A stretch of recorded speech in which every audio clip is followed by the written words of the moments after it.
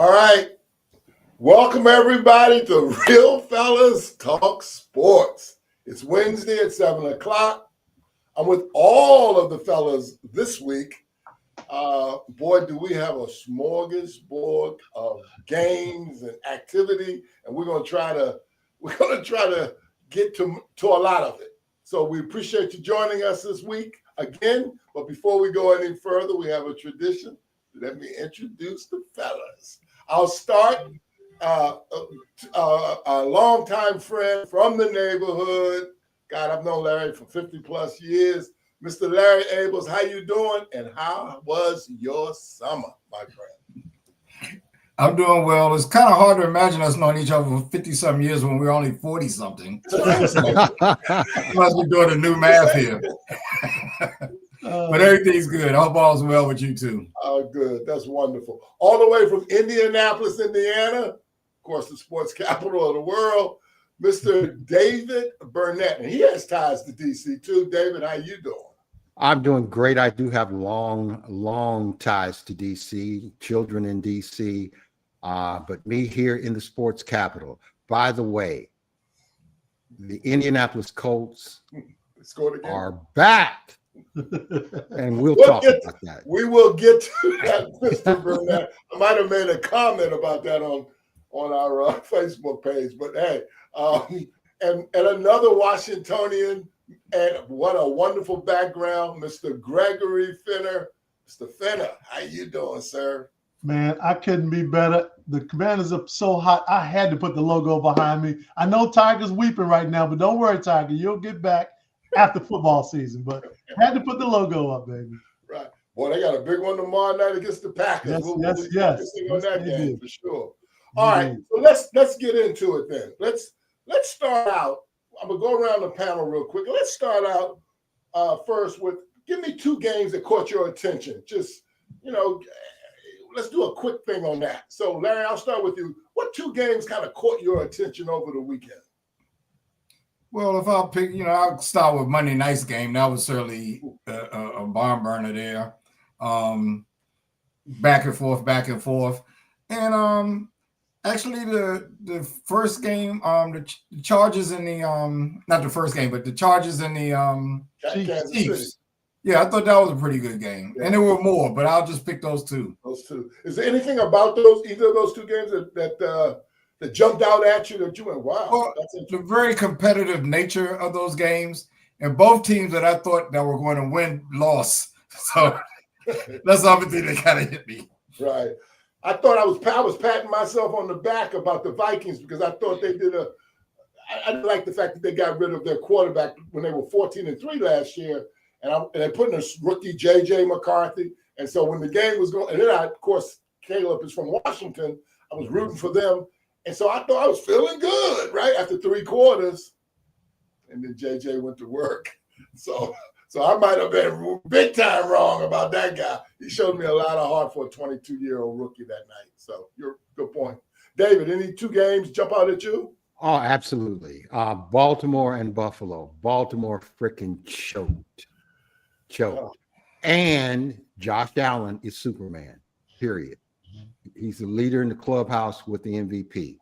The second game that really caught my attention was right here at home, the Colts and Miami. The Colts, by the way, who get destroyed by the media every single week, and justifiably, but not last Sunday. 7 offensive possessions, 7 scores. And by the way, Indiana Jones is no joke. You talk about Daniel Jones. Man, he's got a new name already. Indiana Jones. We got a quarterback. At least for 1 week, we have a quarterback. So that means the Richardson for sale sign is up in front of his house? Is that what you're saying? No, I mean, Richardson might find his way. Geno Smith has become a star. Yeah. And, Richardson may eventually become a star. He's only 22 years old. He's young. Yeah, he's young. Hey, Gregory, the two games jump out at you over the weekend? Yeah, so of course the Commanders and Giants, that's number one with a bullet. That's the first game that jumped out. But for different reasons, the last, I don't know how many years, we go into NFL opening day feeling really good, and we've been getting disappointed. last year we got surprised. This year I went in thinking, okay, was last year for real? Last year was for real. Yeah. This team is for real, and they're even better. And Jaden Daniels, I feel like we always got a chance with him. The other reason about that game was I really thought, and I think I said it last week, that the Giants were actually the Cowboys that finished last. I might have been wrong. The Giants are pretty bad. So the Cowboys actually look pretty good offensively. Their defense sucked, but the Giants actually, they're pretty bad. And then you got Neighbors.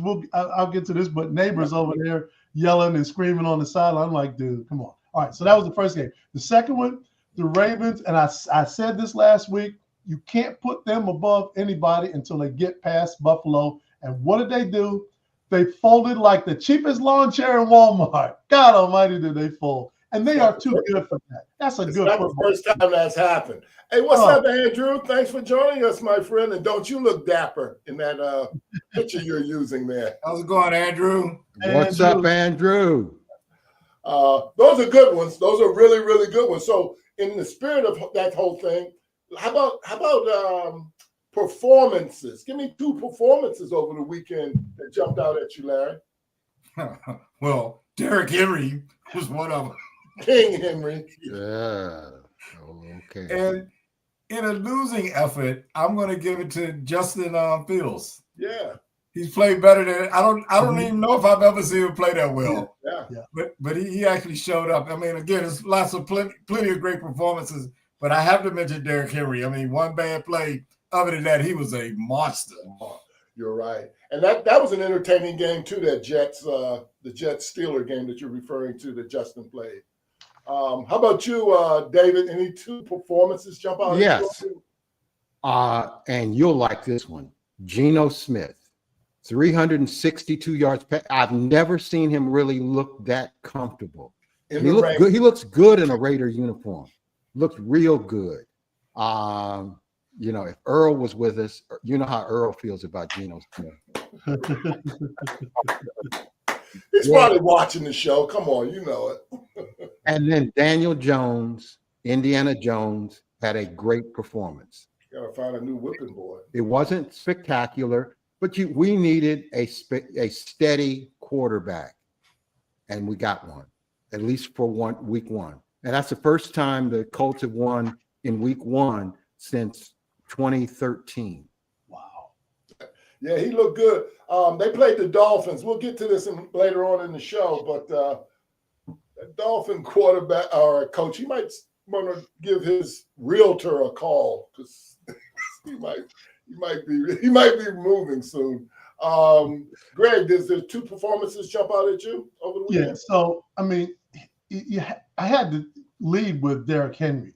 And not because of the yardage or the stats, but he stiff-armed Cole Bishop so hard, the boy almost went through the ground. He almost ended up in China. He got stiff-armed so hard.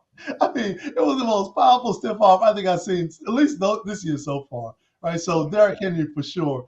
But the next one that I was really impressed by was Caleb Williams.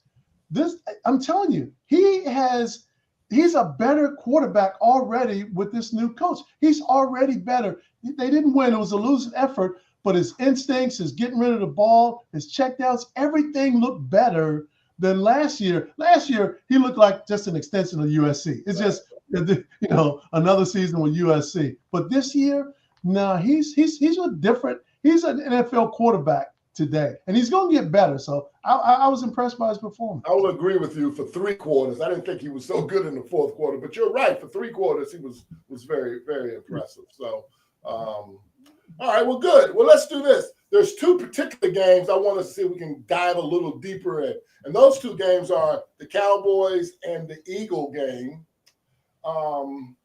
Let's just start with that one first. I thought going into that game, and I want to get your guys' thoughts, that the Eagles on paper, they're the Super Bowl champs. They look so good. They got so much talent.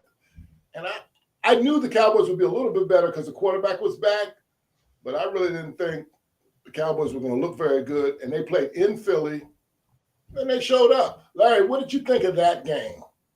Yeah, I thought that was a pretty entertaining game. And I think the big thing that a lot of us forgot about is Dak Prescott is a good quarterback. he missed like 9 games last year. Right. Both games against Philly when Philly chewed them up. Right. And I like you said, they showed up. It was a good game, and that game really could have gone either way. We could be having a whole different story there.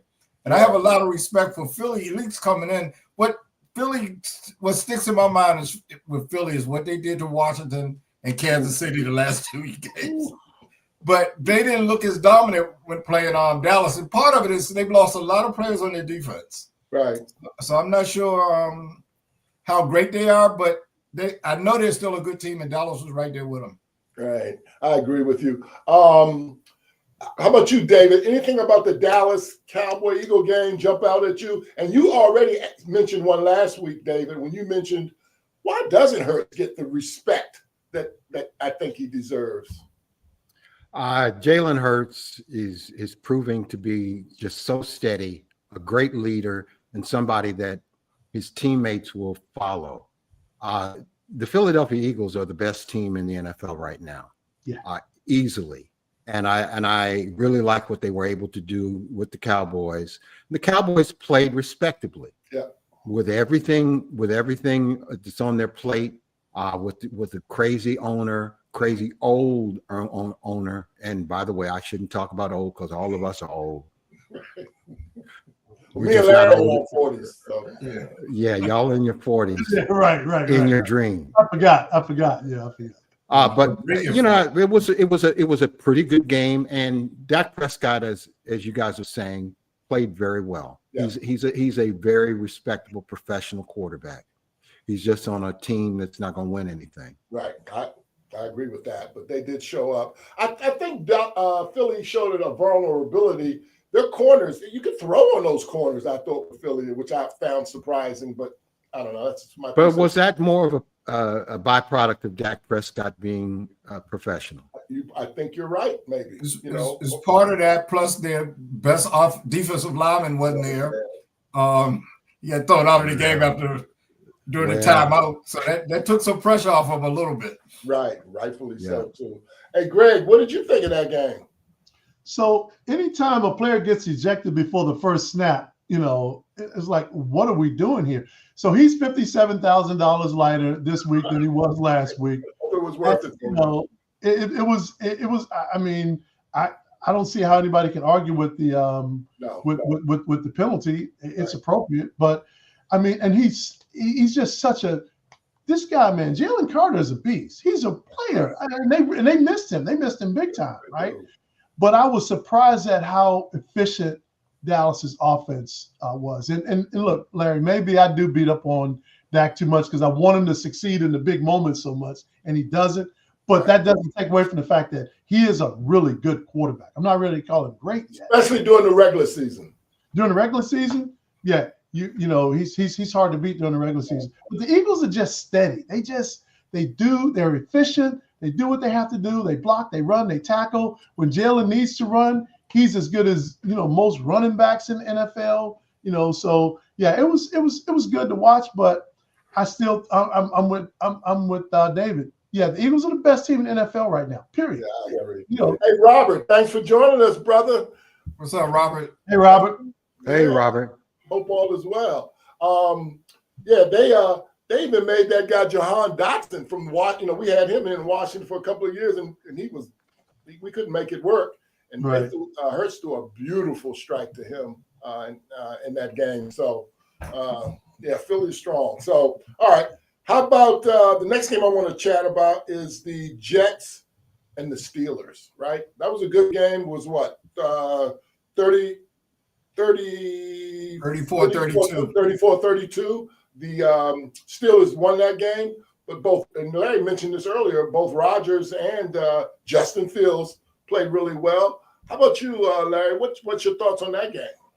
That was entertaining. I saw a lot of that game. I was really kind of shocked that the Jets did as well. I thought Pittsburgh's defense would shut them down, but I got to give it to the Jets. They showed up. I didn't think actually Rodgers played pretty well too.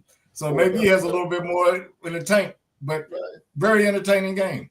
Yeah, it's interesting about that game because the two quarterbacks switched teams. Yeah.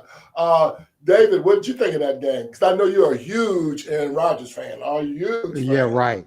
Yeah, I really like Aaron Rodgers. I'm in his camp. I'm in his a fan club. All yeah, right. Okay, let me stop.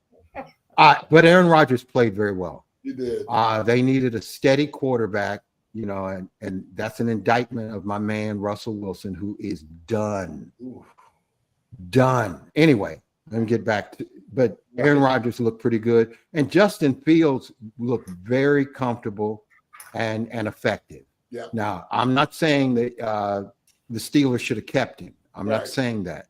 But he's got new life in New York. I just hope he takes advantage of it and does well. Yeah, he can run. I mean, he's the kid has good wheels. So if he can just get the passing down a little bit better, and with that ability to run, that does make him effective. I think he had. But his running is smart running. He doesn't get hit. Yeah. He doesn't get hit. Yeah. And that's the most effective thing for a running quarterback. Greg, what do you think of that game? And Greg, do you take any of those two teams seriously? Do you think any of those two teams will make a run for the playoffs? No. If I think that it's just going to take some time for the Jets to unravel, because they're still not a good team. But I do believe in Aaron Glenn. I believe in Aaron Glenn. I think he's going to he's got them tackling better. They're playing more aggressively. They're playing more disciplined. So the Jets are going to come around. I've always been a Justin Fields fan. So I never understood why people beat him up so bad, just was so short on. I mean, he played for Eberflus, man. I mean, these guys, it's not one quarterback out of Chicago that's done anything. And on Hard Knocks, I'm telling you, all Eberflus was doing was getting his hair clipped. Man, he just want to make sure he got a good clip. But I'm telling you, man, I was really impressed. Aaron Rodgers, I am sick. I am as sick of Aaron Rodgers as I am Taylor Swift and Kelsey. But man, he can spin it. This dude can spin it, man. That boy can spin that ball. I mean, and it's just really, even in this press conference, a lot of people think I thought I couldn't do it. Yeah, well, I like, dude, just talk about the game, man. People hate you. You don't have to talk about Greg. Let me take issue with one thing you said. Leave Taylor Swift alone. Okay. She's a nice girl. She's a nice girl, but they make you sick of her, man. They just pound them down your throat. She's a nice girl, but I don't know a damn song that she sings. I can name one. Not one. Can't name one. But it was good football. And every time I get ready to put the Steelers coach on the bubble, he's not a bubble coach. No, that dude's and I love him, man. He's a real deal. Yeah.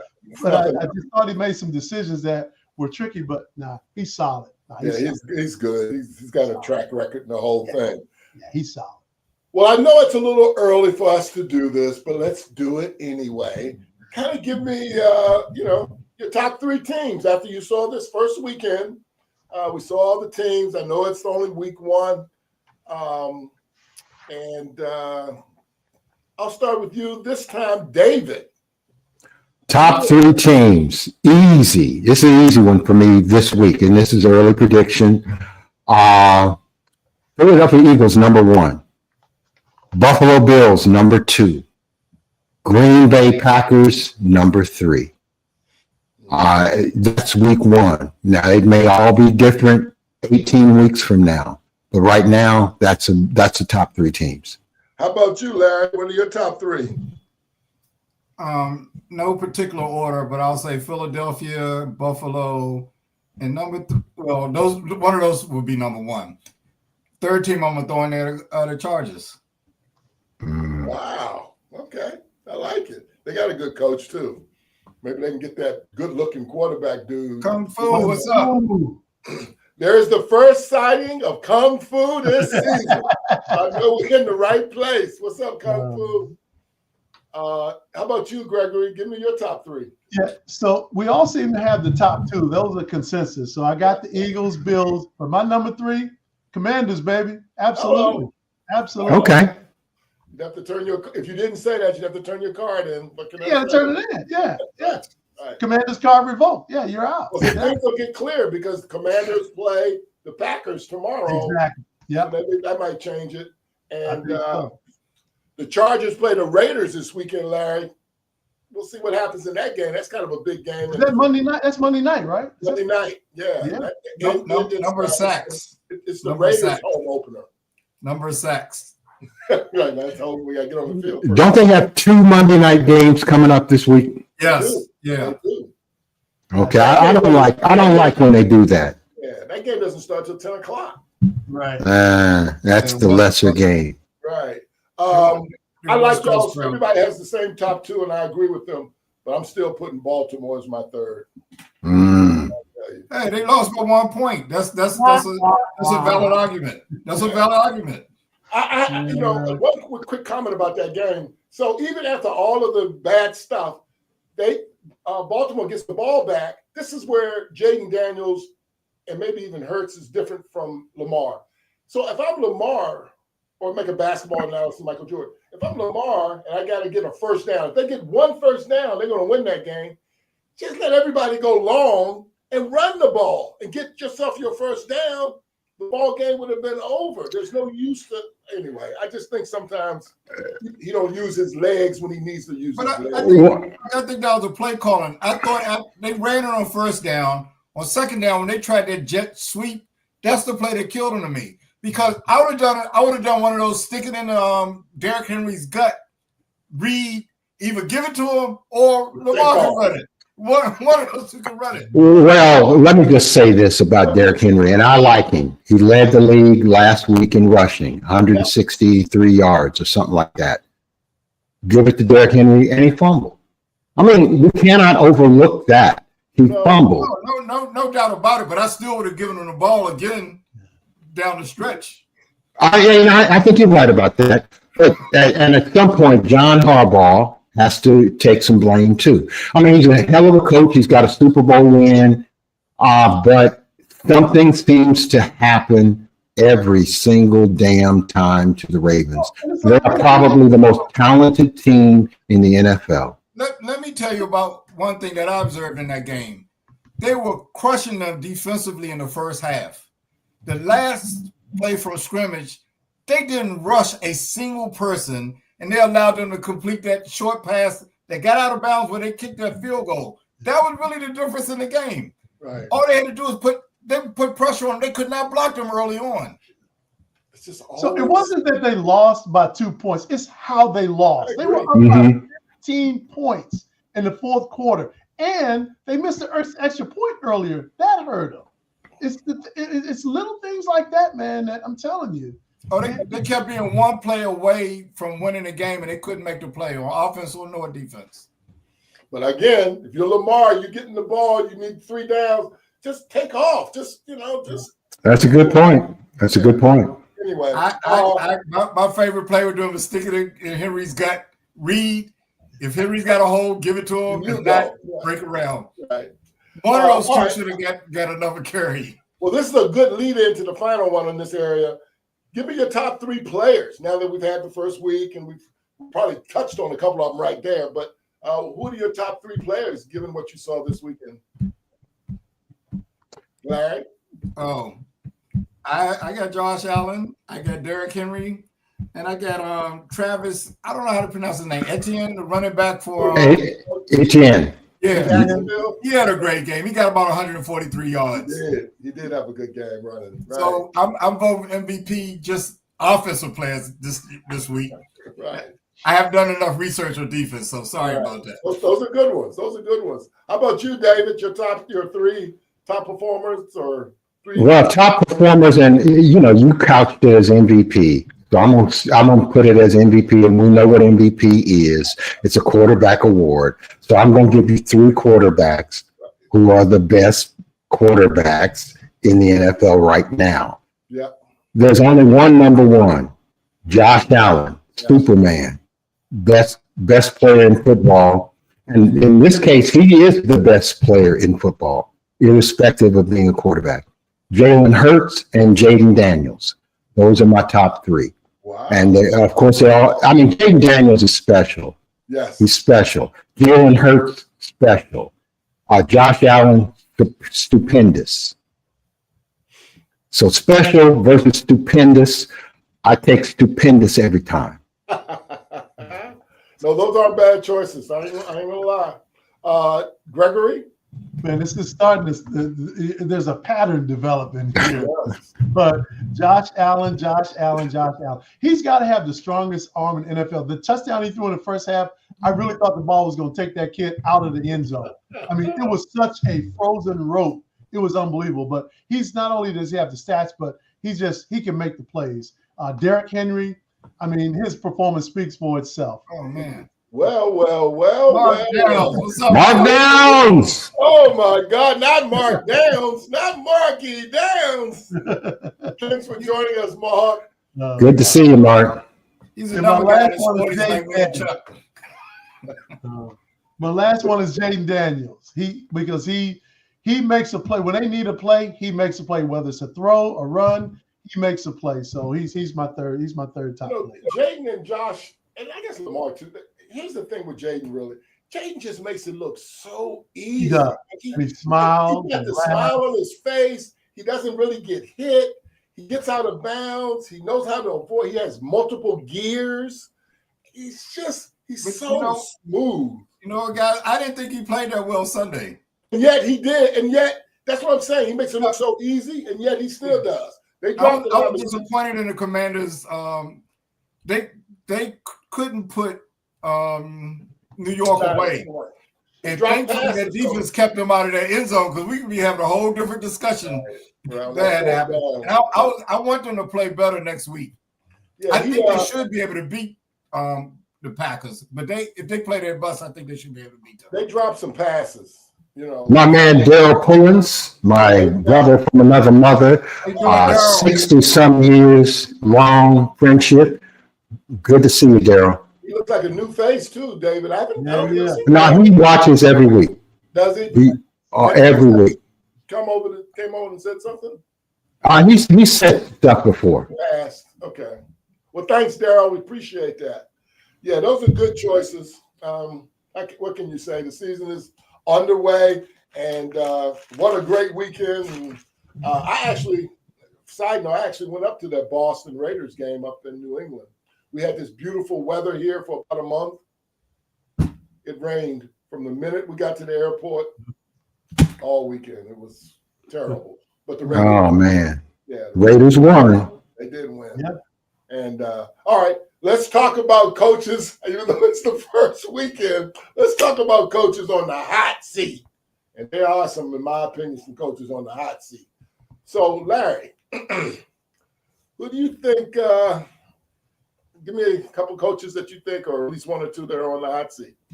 You know, I don't really think anybody's on the hot seat yet. But I tell you, two coaches whose teams need to play better. Miami's coach and New York Giants coach. Yes. Miami's team and New York Giants team, their coaches. Yeah. I think, they won a couple of games, they're okay. But gosh, and particularly Miami, I watched a lot of that game. I don't know whether it's players have quit on them. It take nothing away from Indiana. Indianapolis came out ready to play. But wow, they just looked like they were uninspired and everything. Yeah. And the Colts were like a 1-point favorite, which I was kind of surprised to see, but okay, they playing a home opening day. They crushed them. It's unbelievable. You and I have talked about this over the years. I just think Miami is they're just soft. They don't show any fight sometimes. You know what I'm saying?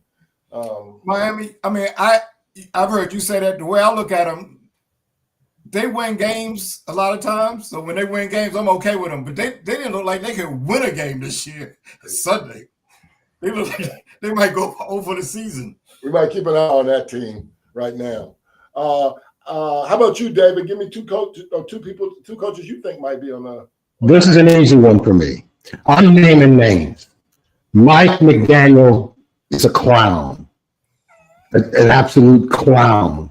And when he talks, he sounds like he's high, intoxicated, drunk. Something is wrong. He got to go.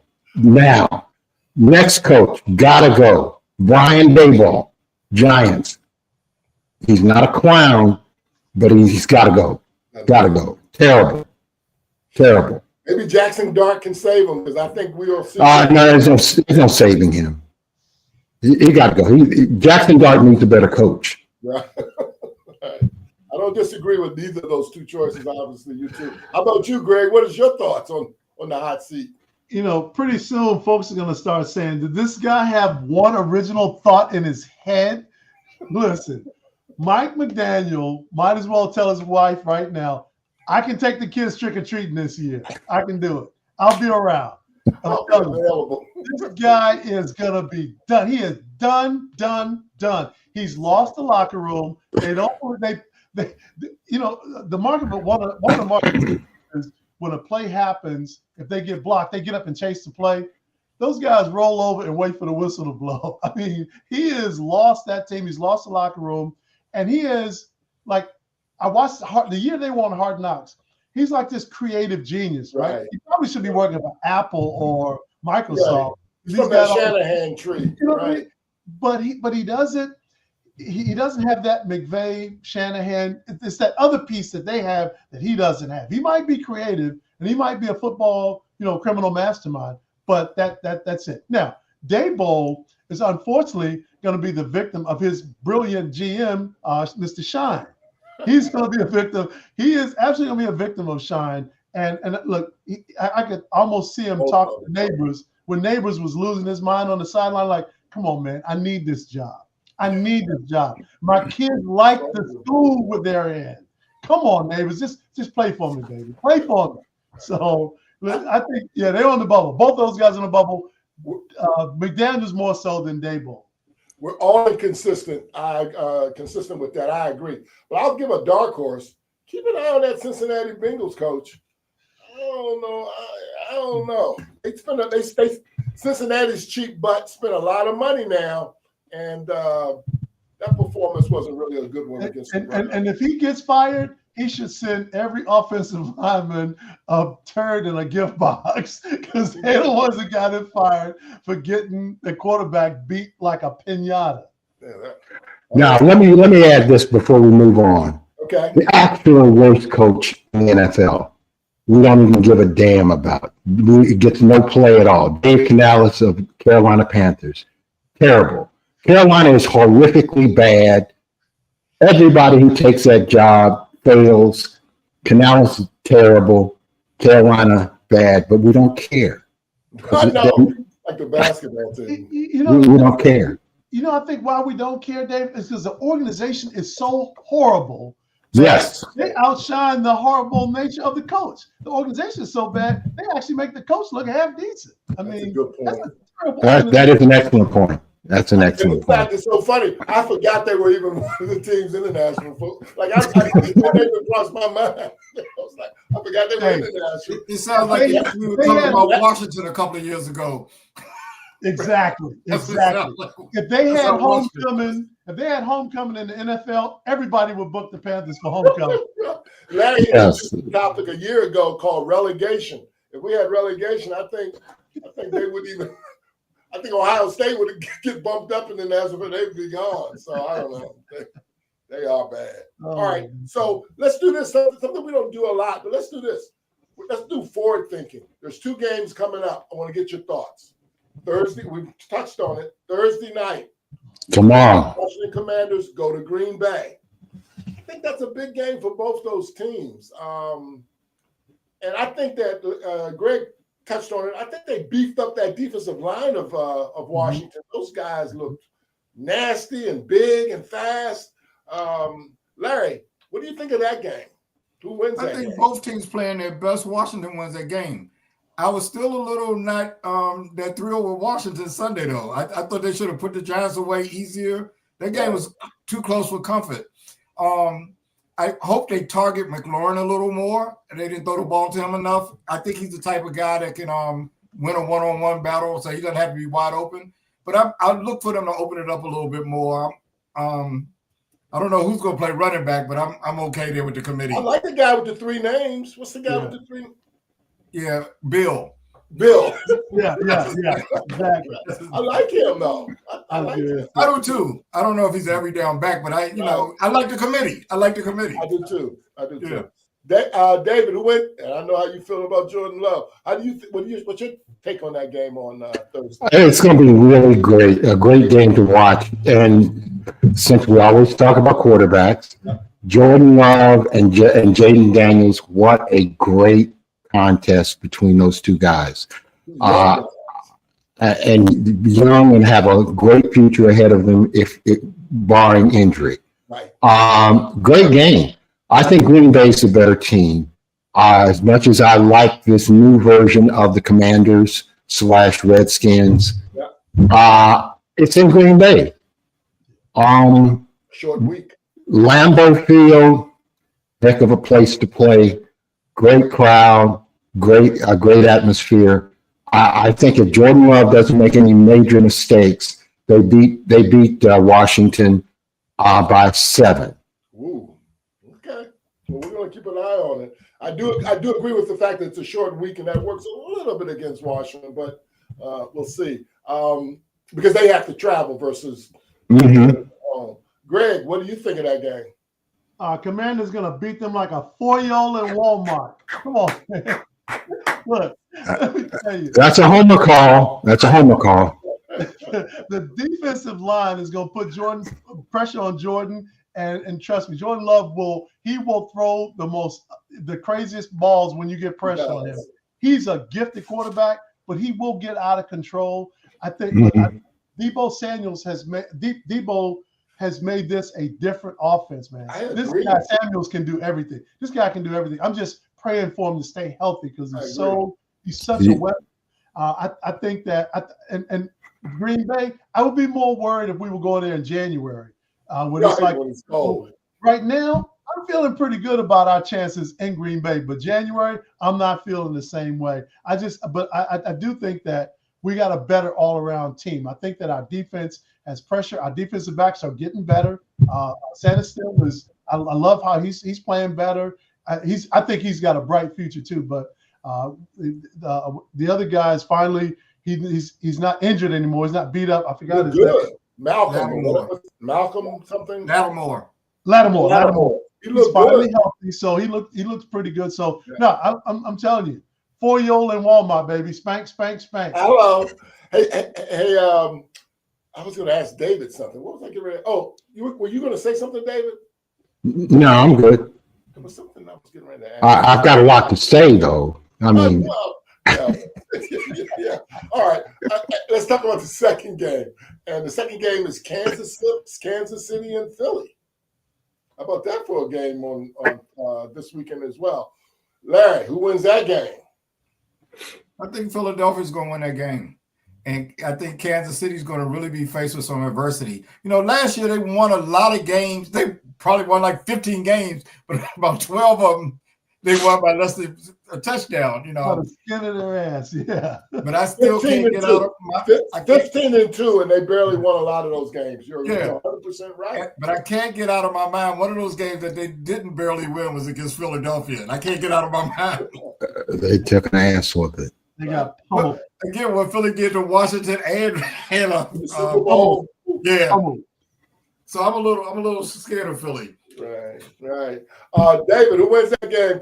And by the way, I predicted earlier last week that I think Kansas City's window is starting to close, and it's not. It's closed. It's not a it's put down. Closed. It's not a put down. They've been open for a long time, but I think Philadelphia wins the game, and in fairness, it should be easy, even though it's at Kansas City in the great Arrowhead Stadium. Yes. I think the window is closed for Kansas, and that's not a slight. Right. No team can be great every single year. No team, and I think Kansas City doesn't have the weapons anymore. Yeah. And the quarterback. I mean, we anointed him about 5 years ago, and we're stuck with the anointing, if that's a word. He's not the best quarterback in the league anymore. Right. But he's got some Super Bowl rings, and he's got the rings. I mean, we can't take that away. We can't take that away. They were in the Super Bowl last year, so I can't. They were in the Super Bowl, and they were beaten like a stepchild. That's happened to them before, and they've come back and won. But Worthy is hurt, and the other receivers suspended for the first 6 games. Right. I think they're going to have a rough time. I mean, they need both of those guys playing against Philadelphia. They're going to have a rough time. I think so too. Greg, who wins that game? Yeah, the Eagles. I mean, the Chiefs, they just aren't dominant anymore. There was a time where they dominated people. And, you know, Patrick Mahomes is throwing sidearm behind the back. He's like having a good old time. Those days, I saw him get sacked a lot. The Chargers manhandled him. They manhandled him. So, yeah, it's a different day in Kansas City. And listen, they had their run. They had a great run. It was beautiful. 100%. 100%. Yeah, it's just, you know, it's over. Yeah. It's over. Girl, it's over. But one thing is, it is a must-win for Kansas City. For them to have a successful season, they must beat Philadelphia tomorrow. Agreed. But it's not going to happen unless they bring Taylor Swift on the field. And that's always a possibility. And singing the national anthem or something like that. Right.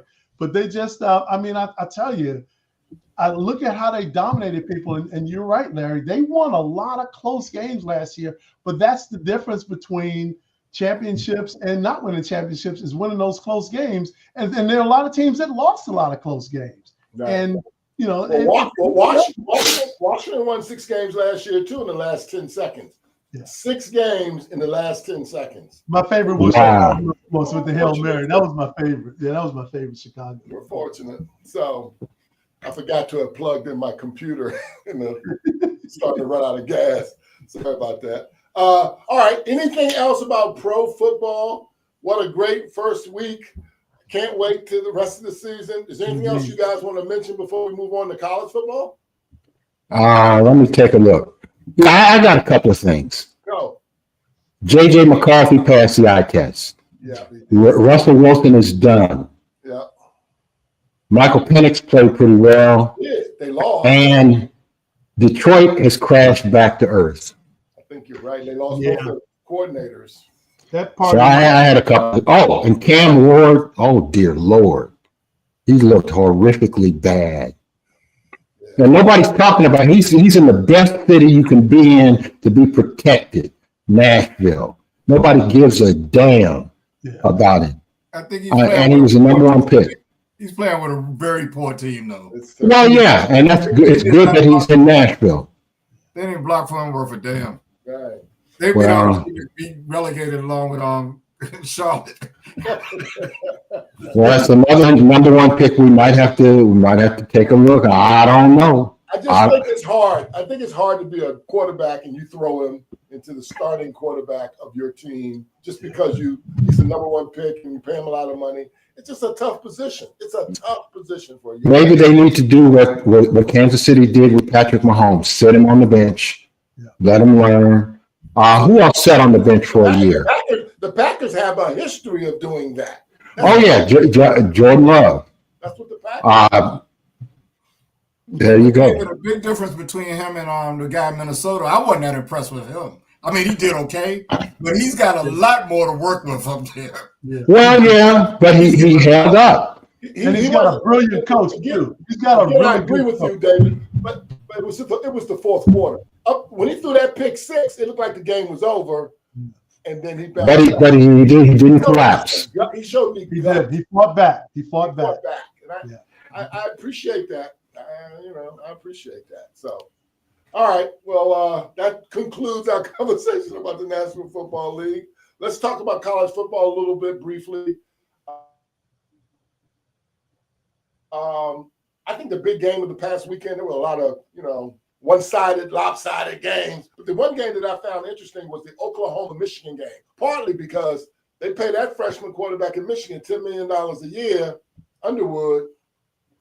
He didn't look so good at all against Oklahoma. Is he really getting $10 million? We don't know. They don't post that. It's so, but he's getting a lot of money. He's a true freshman. He's a true freshman. Right. Most so-called freshmen are second-year freshmen. Right.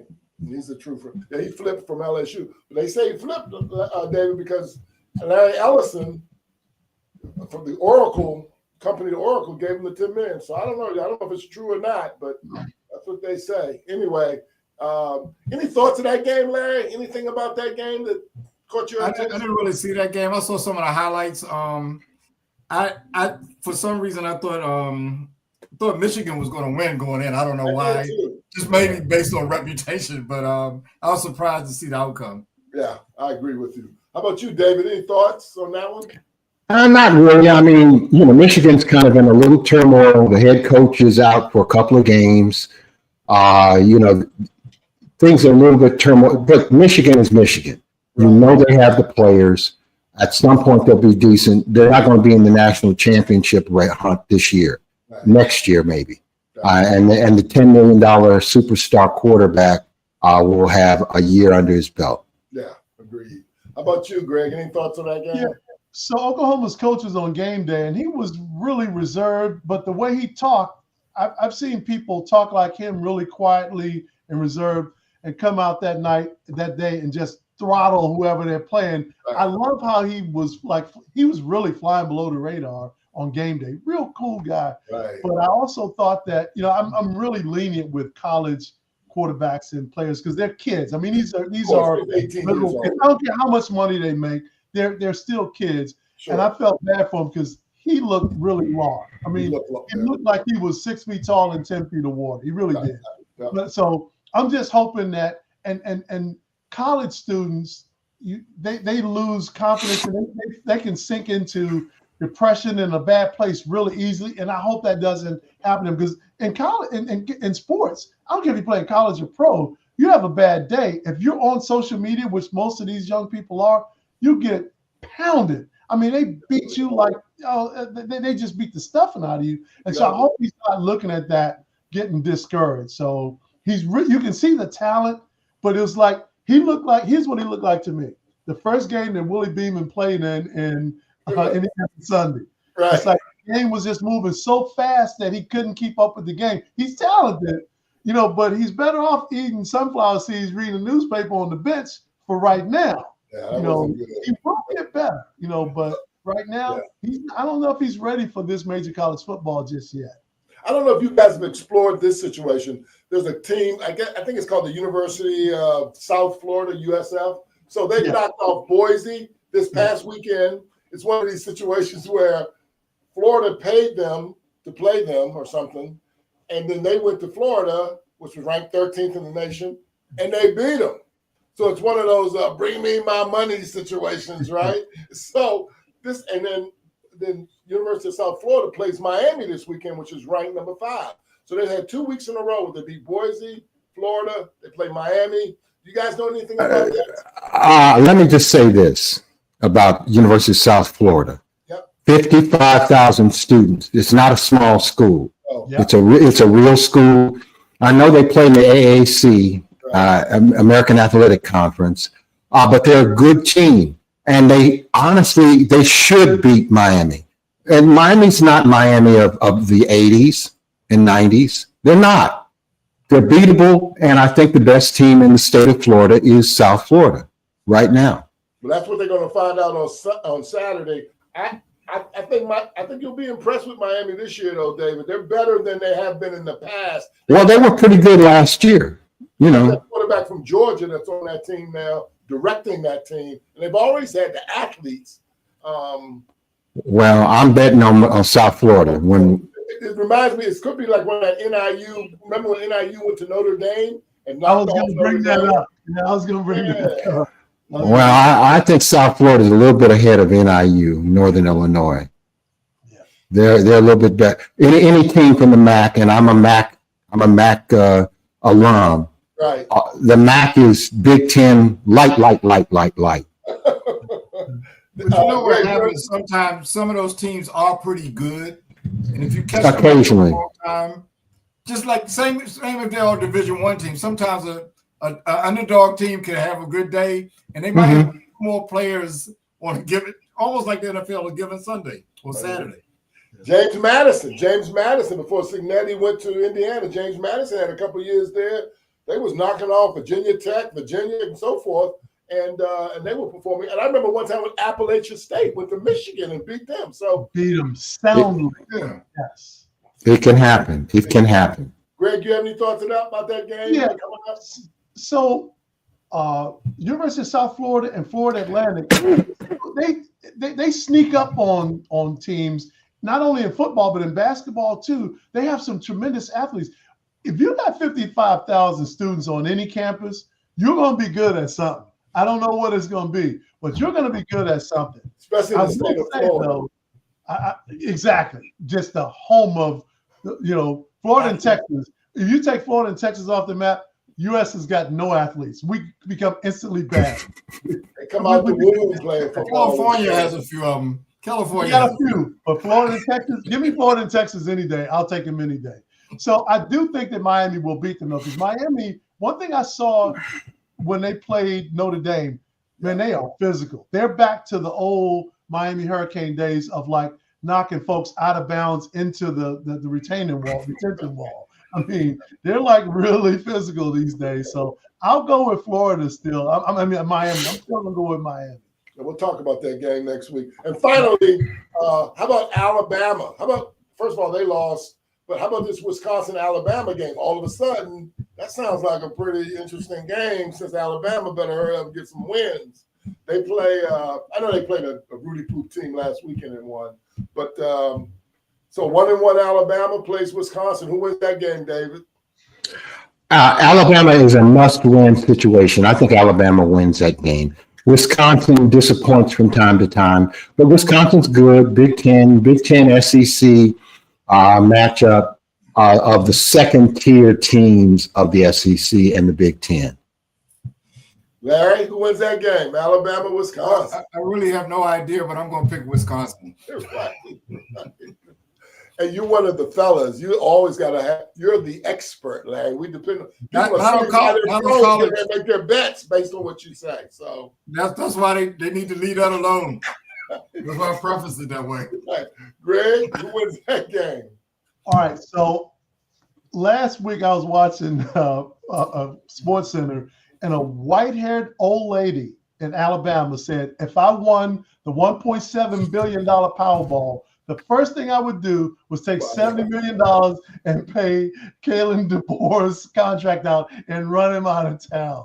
I'm like, okay, so when a 80-year-old white-haired lady in rural Alabama is ready to spend her lottery winnings to run you out of town, you're on the bubble. You are officially on the bubble. I think Alabama is horrible. I think this is the worst Alabama football we've seen since Perkins was the coach, I believe. And that was Ray Perkins was the coach years ago. Nah, they had some bad years. Mike Shula. Yeah, but Perkins stands out. Yeah, but Perkins stands out tremendously just because they were really, really bad then. This is what it reminds me of. So I think that Wisconsin will not only beat them, but they will show you that this is no longer Crimson Tide, and nobody's saying Roll Tide anymore. Well, look, if you got a good job, and I think DeBoer came from where? Oregon or something? He came from Washington. He played in the national championship game. Why would you want to follow? Yeah. Why would you want to follow Saban anyway? I mean, I don't know. Somebody got to be the head coach. $10 million. It's money. It's money. I mean, think about it. Think about it. It's going to take $70 million to run him out of town. So yeah, it's a pretty good deal. Yeah. That's a good point. My bad there. Anything else about college football, you guys, before we get to the closing? I want to touch on baseball real quick, but anything on college football on closing comments? Not really. So we're wrapping up the baseball season, and I want to get around the panel real quick. I want to see what you guys have any thoughts about the American League MVP. I think it's going to come down to Judge or Cal Raleigh. How about you, Larry? Who do you think will be the MVP out of the American League? I'd have to give it to Judge. Raleigh's got a couple more home runs, but Judge is hitting probably like 50 points higher than him or something like that. Judge is batting. Yesterday he was batting 321. Right. Nobody's close to that. So based on that, I have to give it to him. Give it to Judge. Wow. Raleigh has about 54 home runs and 120 RBIs. Yeah. So, he's having a great year. But and he plays catcher. He's having a great year. But that batting average. I should be trying to sell you on David, who do you think will be the American League MVP? Oh, this is an easy one. And I have to disagree with Larry. There's MVP fatigue going on. And Kyle Raleigh's had a stupendously great year. He's hit 50 home runs, 53, 54 home runs. He's going to win the MVP easily this year. Oh, by the way, no, we'll wait till the in National League. The Cal Raleigh. Oh, I got to go with Cal Raleigh, and not only because of the stats, but this dude's a hometown favorite, man. I'm telling you, he made the home run derby look like a Disney movie. I'm telling you, man. He's got his dad, he's got his little brother. I mean, it was, and he's such a likable guy. Major League Baseball loves a story like that. Come on, MVP, hands down, absolutely. So is the question who's going to win it or who should win it? It's both answers are the same. It's the same for me. Cal Raleigh. Same. Cal Raleigh. Easy. And I have a problem with the difference in their batting average. They ain't looking at batting average. I have a big problem with that. Right. How about the National League, Larry? And I think it's going to come down to Ohtani for the same reason. Big difference in batting average. Schwarber's got about 50-some home runs and a bunch of RBIs too. But anyway, I think that is a trend that's changing. These big hitters, Larry, they don't have a batting average as long as they got the home runs and the RBIs. Aaron Judge does. I don't think Aaron Judge has 100 RBIs. He missed too many games. Anyway, David, who do you think will be the National League MVP? Indiana University's own Kyle Schwarber, 50 home run, MVP fatigue. Shohei Ohtani is one of the greatest players in the history of baseball, but he's won multiple MVPs. It's not happening this year. He's had a great year as usual, but he hadn't hit 50. He needed to hit 60 home runs to win MVP this year. Kyle Schwarber is winning easily. Greg? I got to go with Ohtani. I mean, man, he was hurt all last. He came back. He's just, and the way he hits home run, it's just the easiest swing. Like I played baseball. I would pray to Jesus every night to hit a baseball. And he pitches. He's not playing full games. He's not pitching full games. He's not going to give credit for pitching this year. Not this year. I mean, I like him. He's obviously the second choice. I mean, he's one of the greatest players in the ever played baseball, ever. No doubt. But not this year. We got a race for the MVP in both cases, so we'll see how that all turns out. All right, we're getting close to wrapping this thing up. You guys were spectacular as always, so appreciate that. Anyone have any closing comments? I do. Let's start with you, I have one now. Okay, we'll get to you then. David? Yep. Okay. Some of you may know that Ohio State played Grambling State University the other day and won 70-0. What I say is, had this game been played in the mid-60s, it wouldn't have been that much of a wipeout. Eddie Robinson is the all-time leading collegiate coach in Division I, 408 victories. Woody Hayes, pretty damn good, multiple national championships with Woody Hayes. But I would have loved to have seen Buck Buchanan, Hall of Famer, #1 draft pick of the AFL in 1963, crush one of the Ohio State running backs. That's what I have to say. Grambling had 200+ players play in professional football under Eddie Robinson. Willie Davis, Hall of Famer. Buck Buchanan, Hall of Famer. Willie Brown, Hall of Famer. Charlie Jordan, Joyner, Hall of Famer. It's a shame that Grambling has to go take $1 million paycheck now. But, I wish we could go back in time. We had an MVP quarterback in the Super Bowl with our Washington Commanders, which were Redskins back then. He, too, was a Grambling graduate, Mr. Doug Williams. You know we like Grambling. So, Greg, James Harrison did too. James Harrison, he played there. He did. Yeah. Man, that is a great closing comment, David. I don't know about you guys, but I used to open up the Ebony magazine every year, and it would show all of the black college players that are in NFL players, and Grambling had always had a list of players. Let me tell you, man, it would have been a very different story. All right. Absolutely. My closing comments. Welcome back, Randy Moss. Man, I'm so happy that this guy has beat cancer. He had a very serious cancer. I saw him on Good Morning America. Let me get real personal.